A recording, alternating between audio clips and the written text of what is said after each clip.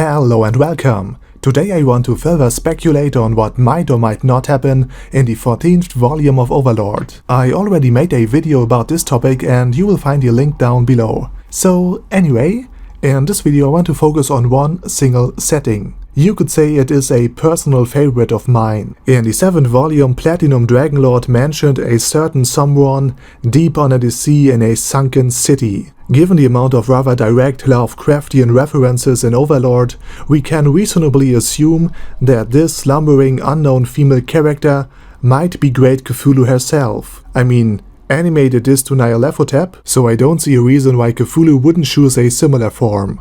I know, don't call it a form. Similar to Shaltir Bloodfallen and other heteromorphs, Cthulhu might have a somewhat human disguise and a true gestalt with more appendages than the Pastafarian deity. And if YouTube wouldn't be ever so vague about its ever-changing copyright and strike standards, I most certainly would have inserted a certain Eminem song here. But anyway, back to topic. This unknown female being Cthulhu would also make sense power-wise, since in Lovecraftian mythology, Ainz Ooal would be akin to Azathoth. So while Great Cthulhu might be beyond powerful by human and New World standards, she might be weak when compared to Bone Daddy, who commands many maxed level character, which in turn would place her, at least power-wise, somewhere between Rigrid Berskaru and Platinum Dragonlord. And if we take further into account that he and Karoo expected Cthulhu to join a battle to beat back Yggdrasil influence, we even can guess what her motive might be. I assume it to be revenge. You see, in Lovecraftian lore,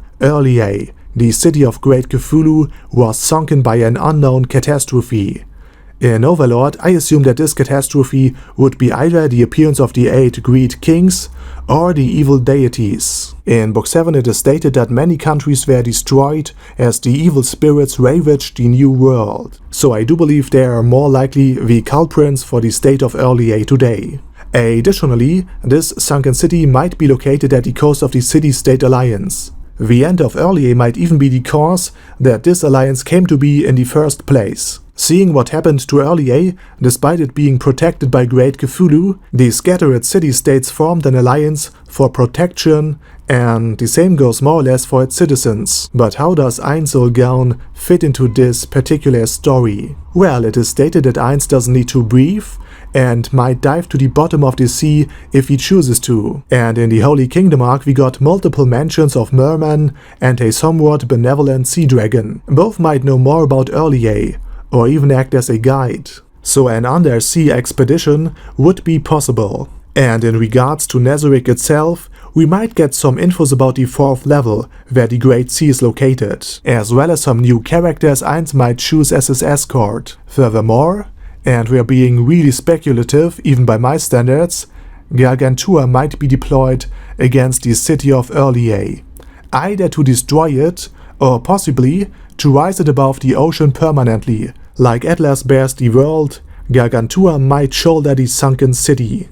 And thusly Ainz might get on the good side of Great Cthulhu, which in turn will lead to a new alliance between Nazaricks and the former sunken city. We also know that Gargantua lives at the bottom of the sea on the 4th level, so diving isn't going to be a problem. Also sleep, air or fatigue doesn't affect golems, so he will be also fine in this regard. Alternatively, the battle between Ainz Ooal and Girl Squidward might be awesome to read and to watch, unless you're a certain someone in the slain theocracy. There's also one last thing in regards to Demiurge and his experiments. One of his many cruel deeds is all about crossbreeding humans and heteromorphs. And if Cthulhu and Earlier are indeed a thing, it is also very likely that deep ones are present in the New World as well. In Lovecraftian lore, deep ones are humanoid fishmen that breed with human females in order to grow their numbers. Said offspring will look very human-like,